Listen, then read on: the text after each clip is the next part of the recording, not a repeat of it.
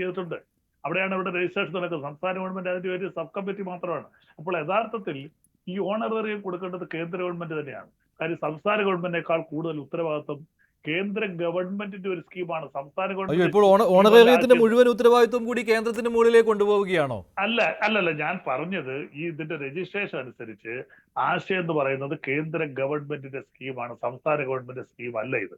തുടങ്ങുന്ന ഞാൻ പറഞ്ഞത് 2005 ഡൽഹിയിലാണ് തുടങ്ങി. സാർ, കേന്ദ്ര ഗവൺമെൻറ്റാണ് കേന്ദ്ര ഗവൺമെൻറ്റിൻ്റെ പ്രോജക്റ്റാണ് ഞങ്ങളെന്ന് പറയും ആശമാരെന്ന് പറയുമ്പോൾ പിന്നെ എന്തിനാ സംസ്ഥാന സർക്കാർ ഈ വിധത്തിൽ CIT യൂണിയൻ എന്നുള്ളൊരു യൂണിയൻ്റെ ബേസിലും പാർട്ടി ലെവലിലും ഞങ്ങളെ ഇത്രത്തോളം വിരട്ടുന്നത് എന്തിനാ? ഞങ്ങൾ അപ്പോൾ സംസ്ഥാന ഗവൺമെൻറ്റിൻ്റെ ആശമാരാണോ ഞങ്ങൾ കേന്ദ്ര സർക്കാരിൻ്റെ പ്രോജക്റ്റ് പ്രകാരമുള്ള ആശമാരാണോ? ഞങ്ങൾ എന്തിനാ ഇങ്ങനെ വിരട്ടുന്നത്? അപ്പോൾ നിങ്ങൾക്ക് വിരട്ടാനുള്ള അവകാശം ഞങ്ങളിലുണ്ടോ? ഞങ്ങൾ എത്രത്തോളം ഭീഷണിപ്പെടുത്തുന്നത് എന്തിനാ? കേന്ദ്ര ഗവൺമെൻറ്റിൻ്റെ പ്രോജക്റ്റ് ആണെങ്കിൽ കേന്ദ്ര സർക്കാർ ഇത്രയും ഞങ്ങളെ വിരട്ടുന്നില്ലല്ലോ, ഞങ്ങളെ ബുദ്ധിമുട്ടിക്കുന്നില്ലല്ലോ. പൈസ തരുന്നില്ല. അവർ ഓർഡർ തരാമെന്ന് പറഞ്ഞതേ ഉള്ളൂ, അവരും തന്നില്ല. പക്ഷെ നിങ്ങളെപ്പോലെ അല്ലല്ലോ. നിങ്ങൾ പല വിധത്തിലും ഞങ്ങളെ ചൂഷണം ചെയ്തുകൊണ്ടിരിക്കുകയല്ലേ, ഞങ്ങളെ ഉപദ്രവിച്ചുകൊണ്ടിരിക്കുകയല്ലേ, മാനസികമായിട്ട് തളർത്തിക്കൊണ്ടിരിക്കുകയല്ലേ. ഇത്രയും ഈ കേന്ദ്ര ഗവൺമെൻറ് സർക്കാരിൻ്റെ ഭാഗത്തു നിന്ന് ഇന്ന് വരെ ഞങ്ങൾക്ക് വേണ്ടിയിട്ട് ഞങ്ങൾ ആ സമരപ്പന്തലിൽ ഞങ്ങൾ വരികയല്ലാതെ അവർ ഇന്ന് വരെ ഞങ്ങളെ ഒന്നും തള്ളി പറഞ്ഞിട്ടില്ലല്ലോ. നിങ്ങൾ എന്താ ഇങ്ങനെ ചെയ്യാത്തതെന്ന് പറഞ്ഞിട്ടില്ലല്ലോ.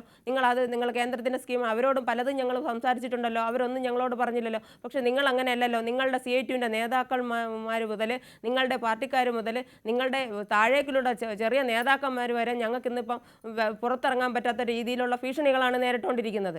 സമരം കിടന്ന ഭീഷണി, അല്ലാത്ത രീതിയിൽ ഭീഷണി, അതൊക്കെ എങ്ങനെയാണ് സാറേ വരുന്നത്? അപ്പം ഞങ്ങൾ സംസ്ഥാന സർക്കാർ അപ്പോഴും നിങ്ങൾ സമരം ചെയ്യുമ്പോൾ സംസ്ഥാന സർക്കാരിൻ്റെ ഇതിൽ വരും, അല്ലാതെ ഞങ്ങൾ പൈസ ചോദിക്കുമ്പോൾ കേന്ദ്ര സർക്കാരിൻ്റെ ആശമാര്. അപ്പൊ ഇതൊക്കെ ഇരട്ടത്താപ്പ് എന്തിനാ സാറേ കാണിക്കുന്നത് ഇങ്ങനെ? CIT യൂണിയൻ നിങ്ങൾ സമരം ചെയ്ത് നിങ്ങൾ പല സംസ്ഥാനങ്ങളിലും സമരം ചെയ്യുന്നുണ്ടല്ലോ. നിങ്ങൾ ആശമാർക്ക് 26,000 രൂപ സാലറി വാങ്ങിച്ചു കൊടുക്കണമെന്ന് പറഞ്ഞല്ലേ നിങ്ങൾ സമരം ചെയ്യുന്നത്. അപ്പോൾ കേരളത്തിൽ വരുമ്പോൾ മാത്രം എന്താ ഇങ്ങനെ ഒരു ഇരട്ടത്താപ്പ് വരുന്നത്? കേരളത്തിൽ മാത്രമല്ലേ ഒരു ഇടതുപക്ഷ സർക്കാർ ഭരിക്കുന്നുള്ളൂ ഇപ്പോഴും? ബാക്കിയുള്ളവിടുത്തെ കാര്യങ്ങൾ ആ ജീവിത സാഹചര്യം അല്ല സാറേ കേരളത്തിലിവിടെ. കേരളത്തിന്റെ ജീവിത സാഹചര്യം സാറിന് അറിയില്ലേ? നമ്മൾ ഒരു ദിവസം ഞാൻ ടൂറിസ്റ്റ് മേഖലയിലുള്ള ഞാൻ തീരദേശത്ത് വർക്ക് ചെയ്യുന്ന ഒരു ആശയാണ്. അവിടെ നിന്ന് എനിക്ക് തന്നെ ഒരു ദിവസം കറി വയ്ക്കാനുള്ള മീൻ വാങ്ങണമെങ്കിൽ 200 രൂപ കുറഞ്ഞത് വേണം. ഞങ്ങൾ എങ്ങനെ സാറേ ജീവിക്കേണ്ടത്? ഞങ്ങളെപ്പോലുള്ള എൻ്റെ കൂടെ വർക്ക് ചെയ്ത ഒരാശ 15-18 വർഷം വർക്ക് ചെയ്തിട്ട് ഇന്ന് മാനസിക രോഗിയായി. നിങ്ങൾ എന്ത് കൊടുത്തു സാറേ അവർക്ക്? എന്ത് കൊടുക്കാൻ പറ്റും? മാനസിക രോഗത്തിന് ചികിത്സയാണ്, ഇനി വർക്ക് ചെയ്യാൻ പറ്റില്ല അവർക്ക്. എന്ത് കൊടുത്തു? 18 വർഷം ഈ ആശാ ഫീൽഡിൽ നിന്നവരാ. ഈ ശൈലി ആപ്പ് ചെയ്യാൻ ഉള്ള മാനസിക സമ്മർദ്ദം കൊണ്ട് അവരിന്ന് രോഗിയായി. അവർക്ക് ഇനി വർക്ക് ചെയ്യാൻ കഴിയില്ല. എൻ്റെ കൂടെ വേറൊരാശ ഉണ്ടായിരുന്നു. 15 വർഷം വർക്ക് ചെയ്ത ആശ ഹൈ ഷുഗർ വന്ന് മരണപ്പെട്ടു. വേണ്ട രീതിയിൽ ഒരു മെഡിക്കൽ കോളേജിൽ ആശാ വർക്കർ എന്നുള്ള രീതിയിൽ ഒരു ചികിത്സ കിട്ടിയില്ല. ജനറൽ ഹോസ്പിറ്റലിൽ ചികിത്സയ്ക്ക് പോയി കിട്ടിയില്ല. കണ്ണാശുപത്രിയിൽ ചികിത്സയ്ക്ക് പോയി കിട്ടിയില്ല. നേരെ ചെറിയൊരു ചികിത്സ കിട്ടിയില്ല. പിന്നെ എവിടെയാണെന്നോ സാറേ ചികിത്സ കിട്ടിയത്? ഗോകുലം മെഡിക്കൽ കോളേജിലാണ്. പ്രൈവറ്റായിട്ട് പോയാണ് ആ കുട്ടി അവിടെ കിടന്ന് മരിക്കേണ്ട അവസ്ഥ വന്നു. എന്ത് കൊടുത്തു?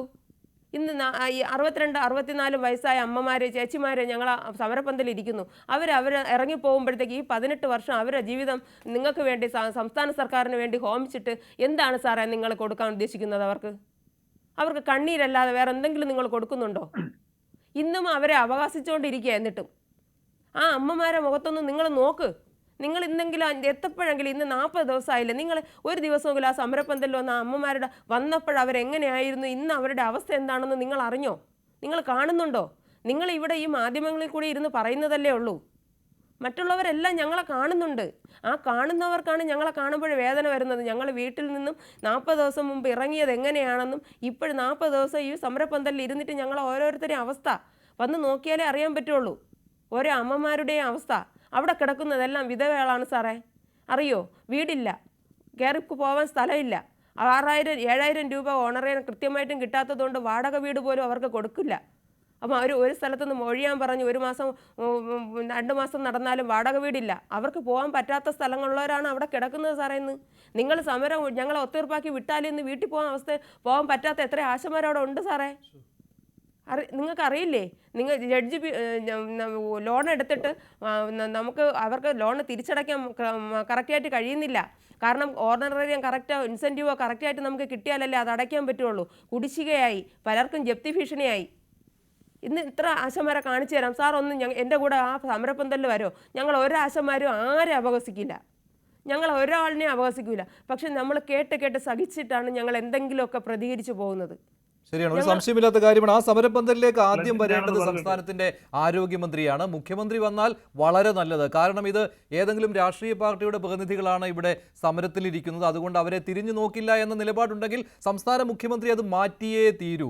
ശ്രീ MK ഹരിദാസ്, ഈ അർമാനിയുടെ ബാഗും തൂക്കി ഡൽഹിക്ക് പോകുന്നവരോടൊന്നും ഒന്നും പറഞ്ഞിട്ട് കാര്യമില്ല, ആരാണെന്ന് ഞാനിവിടെ പറയുന്നില്ല. പക്ഷേ ഇവിടെ എന്തായാലും നേരിട്ടൊരു ചർച്ച നടത്തിയാൽ, ഒരു ചെറിയ പൈസ കൂട്ടിക്കൊടുത്താൽ അവർ സമരത്തിൽ നിന്ന് പിരിഞ്ഞു പോകും. കാരണം അത്രമാത്രം അവർ കഷ്ടത അനുഭവിക്കുന്നുണ്ട് സെക്രട്ടേറിയറ്റിന് മുന്നിൽ. എന്തോരം അധിക്ഷേപ ശരങ്ങളാണ് അതിന് പുറമേ അവർ നേരിട്ടുകൊണ്ടിരിക്കുന്നത്. അല്ല സാറേ, നമുക്ക് ഓണറേറിയം മാത്രമല്ല സാറേ, നമുക്ക് ഈ വിരമിക്കൽ ആനുകൂല്യം എന്നും പറഞ്ഞ് എന്തെങ്കിലും നമുക്ക് തന്നാലേ പറ്റുള്ളൂ. കാരണം ഈ അമ്മമാരെല്ലാം വയസ്സായി, അവർക്കിനി നടക്കാൻ പറ്റാത്ത അവസ്ഥയാണ്. 4 മണിക്കൂർ 5 മണിക്കൂറൊക്കെ ഇങ്ങനെ ഫീൽഡിൽ ഇങ്ങനെ നടക്കുക എന്ന് പറയുന്നത്, കാലിൻ്റെ മുട്ട് തേഞ്ഞ് ശസ്ത്രക്രിയയ്ക്ക് വിധേയമായ ആൾക്കാരും അത് ചെയ്യാൻ കഴിവില്ലാത്ത ആൾക്കാരും, കാലെല്ലാം ഒന്ന് പരിശോധിച്ച് നോക്കണം, W പോലെയൊക്കെ വളഞ്ഞിരിക്കുന്നവരാണ് അവിടെ കിടക്കുന്നവരെല്ലാം. MK ഹരിദാസ് പറഞ്ഞോളൂ, ആശമാരുടെ വിലാപം അത് കേരളം കേട്ടുകൊണ്ടിരിക്കുകയാണ്. കൂടുതൽ എന്ത് പറയാനാണ് അതിൽ ഹരിദാസ്? നോക്കൂ, ഈ അനിതകുമാരി ഇപ്പൊ പറഞ്ഞിട്ടുള്ള ഒരു കാര്യം ശ്രീ ബലദേവ് ശ്രദ്ധിക്കുക. 100 മാസത്തെ കേരളത്തിലെ ഇടതുപക്ഷ ജനാധിപത്യ മുന്നണി ഭരണത്തിന്റെ ദോഷകരമായിട്ട് പ്രതിദിനം ജീവിക്കാൻ വേണ്ടിയിട്ട് ഏറ്റവും ചുരുങ്ങിയത് ഒരു കുടുംബത്തിന്, ഇപ്പൊ ഈ അനിതകുമാരിയെ പോലുള്ള കുടുംബത്തിന് 10-700 രൂപയെങ്കിലും ഇല്ലാതെ ജീവിക്കാൻ പറ്റില്ല. നിങ്ങൾ നിങ്ങളുടെ പ്രകടന പത്രിക CPM-ന്റെ വെബ്സൈറ്റിൽ പ്രസിദ്ധീകരിച്ചതിൽ വളരെ വ്യക്തമായിട്ട് എഴുതിയിട്ടുണ്ടല്ലോ, 700 രൂപ മിനിമം കൂലിയാക്കുന്ന അവസ്ഥയിലേക്ക് കാര്യങ്ങൾ കൊണ്ടുവരുമെന്ന് പറഞ്ഞത്. ആ ആവശ്യത്തിന് വേണ്ടിയിട്ടല്ലേ അവരവിടെ സമരം ചെയ്യുന്നത്. റിട്ടയേർഡ് IAS ഓഫീസർമാർ ഞങ്ങൾക്ക് പ്രതിമാസം നൽകുന്ന പെൻഷന് പുറമെ 25,000 രൂപ ഞങ്ങൾക്ക് മാസപ്പടിയായി തരണമെന്ന് പറഞ്ഞ അപേക്ഷ അങ്ങേയറ്റം പരിഗണിക്കുകയാണെന്നാണല്ലോ ഒരു മാസം മുമ്പ് എനിക്ക് വിവരാവകാശ നിയമപ്രകാരം മറുപടി കിട്ടിയത്.